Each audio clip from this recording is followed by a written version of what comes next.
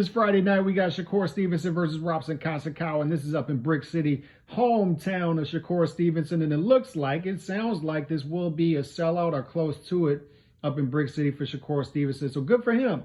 Good for him. He's been, compared to other fighters, fighting good competition, fighting twice a year, which in 2022, twice a year is hyperactivity for a boxer in 2022.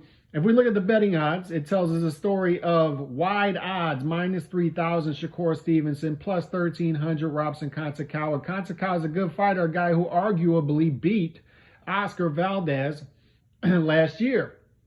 So he's a good fighter with a tough style. He's going to make Shakur Stevenson lead in this fight, and Shakur Stevenson isn't comfortable leading, although he can do it. He can be an aggressive fighter, but he'd rather combination punch. So we could have a staring competition at some points in this fight. We could have a stinker at some point in this fight, but we could also have a Shakur Stevenson who could be a bit more aggressive fighting in his hometown against a guy who will be waiting to counterpunch him as Shakur Stevenson leads in this fight.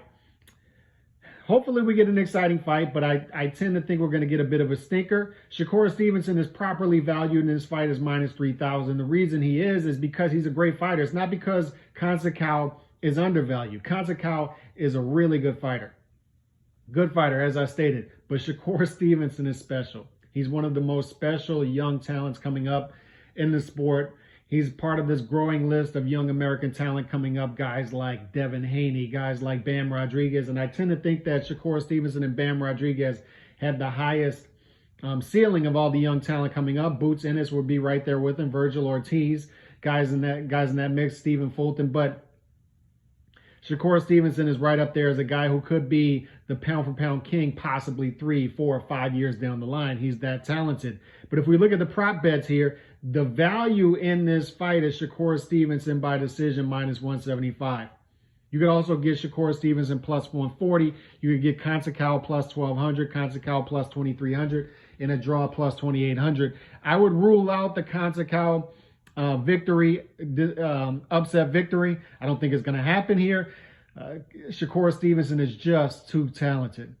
It's a tough ask for Conceicao, and a draw I think is off the table as well. So we start to split hairs. Is it a decision? Is it a stoppage? To me, that's what we're looking at here. Is it stoppage? Is it decision? And the reason I think it's going to be a decision, number one is I think Conceicao is just a good fighter. We got to give him credit. There's a guy who could last against a Shakur Stevenson. But also Shakur Stevenson, as we saw in the Nakathila fight, he's a guy, we even saw it at points in the Oscar Valdez fight.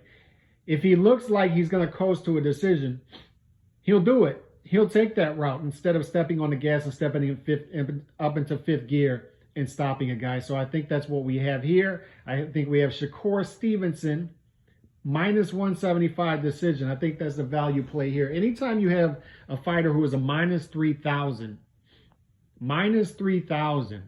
favorite in the fight overall, and you can get him by decision minus 175, I think you take that. I think there's a lot of value, Shakur Stevenson minus 175. A lot of people shy away from the minuses, from the favorites, because they don't feel like they can get their money back. But sometimes you got to take the money that the odds makers are putting on the table for you. I said it last week with Gennady Golovkin and Canelo Alvarez. Just take the fight by decision minus 150. They were giving it to you.